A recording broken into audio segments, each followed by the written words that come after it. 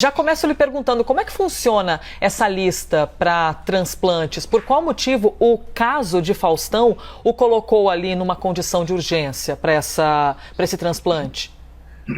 Bom, a lista funciona, é uma lista única, né? Independente de se a pessoa é particular, no SUS, quer dizer, quando se coloca o paciente na lista, inclusive é uma lista no Sistema Nacional, não se tem a identificação, a caracterização se é um paciente de é privado, o SUS não existe isso. Então, o paciente é colocado na lista, tem vários critérios para se colocar um paciente na lista de transplante, claro, são as insuficiências cardíacas terminais, mas tem alguns critérios para se colocar o paciente nessa listagem. Em o paciente estando nessa lista, isso é controlado, uma lista única, como falei, extremamente rigorosa, e se obedecem a alguns critérios em relação à realização e à priorização na fila. Gravidade do paciente, o tipo sanguíneo e, evidentemente, o número, né, que ele está de espera na fila. Porém, que não é só você estar em primeiro ou segundo lugar da fila, tem algumas características, como a gravidade, o tipo sanguíneo, e são vários critérios para o paciente receber, obviamente, aquele órgão. Doutor, uma pergunta bem genuína que eu lhe faço, hein? Aproveitando aqui a sua capacidade ótima de sempre, de conseguir traduzir esses assuntos para a gente. Quando uma família recebe o coração, né, de outra, no caso de Faustão, é divulgado assim, de onde veio o coração, de qual pessoa era homem, era mulher, nada assim, a família não fica sabendo.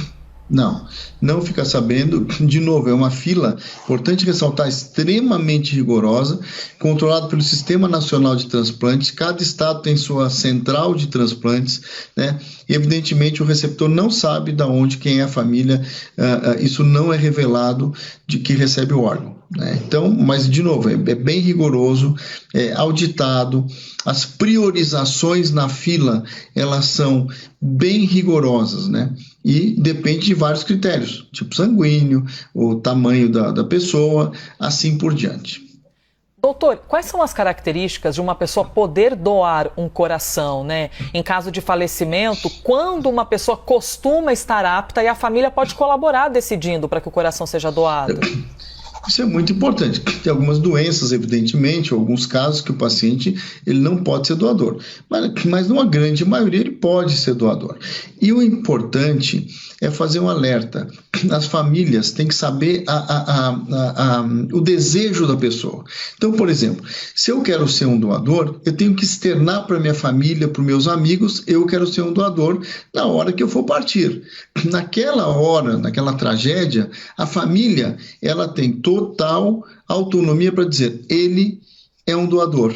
E aí são feitas vários estudos, análise da saúde daquela pessoa na hora, quais os órgãos viáveis que ela pode doar, porque uma pessoa pode doar vários órgãos, né? Então, um doador pode salvar várias vidas. É importante ressaltar que você tem que ser o doador, seja um doador, você está salvando vidas, né? Então, o órgão, no caso, tem vários órgãos, fígado, coração e tal. O coração tem uma limitação, porque ele tem a chamada isquemia fria, ele pode ficar viável só por 4 horas. Então tem que ser muito rápido a retirada desse órgão e levar, evidentemente, para onde se encontra o receptor, né? Mas cada análise de uma pessoa que está realmente partindo em estado grave, em morte cerebral, quais órgãos são viáveis. E aí existe uma regra de distribuição extremamente rigorosa desses órgãos.